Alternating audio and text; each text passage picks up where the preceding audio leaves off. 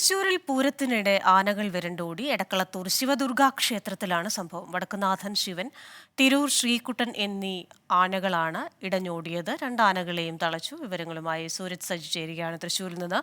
സൂരജ്, കുറച്ചു സമയത്തേക്കെങ്കിലും അത്യാവശ്യം പരിഭ്രാന്തിയൊക്കെ ഉണ്ടാക്കി. എന്തായാലും ആനകളെ തളയ്ക്കാനായി എന്ന് മനസ്സിലാക്കുന്നു. വിവരങ്ങൾ. കൃഷ്ണ ഏറെ നേരം പരിഭ്രാന്തി നടത്തിയ ആനകളെ പിന്നീട് ശ്രമകരമായ ദൗത്യത്തിനൊടുവിലാണ് തളയ്ക്കാനായത്. ഇന്ന് രാവിലെയാണ് ഇത്തരത്തിൽ ഈ എടക്കളത്തൂർ ശിവദുർഗാ ക്ഷേത്രത്തിലെ പൂരത്തിനിടയിൽ ആനകൾ ഇടഞ്ഞോടുന്ന സംഭവം ഉണ്ടായത്. എഴുന്നള്ളിപ്പിന് ശേഷം ഈ കോലം അഴിച്ചു വെക്കുന്ന സമയത്താണ് ആനകൾ ഇടഞ്ഞോടുന്നത്. ആദ്യം ഒരാന ഇടഞ്ഞോടുകയായിരുന്നു.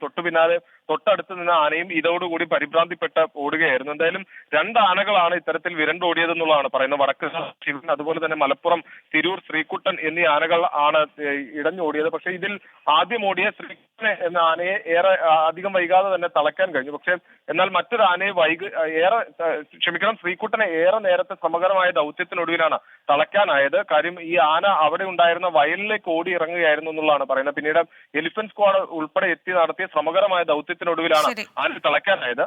ക്രിസ്റ്റീന, ശരി. തൃശ്ശൂരിൽ നിന്ന് വിശദാംശങ്ങൾ നൽകിയത് സൂരജ് സജിയാണ്.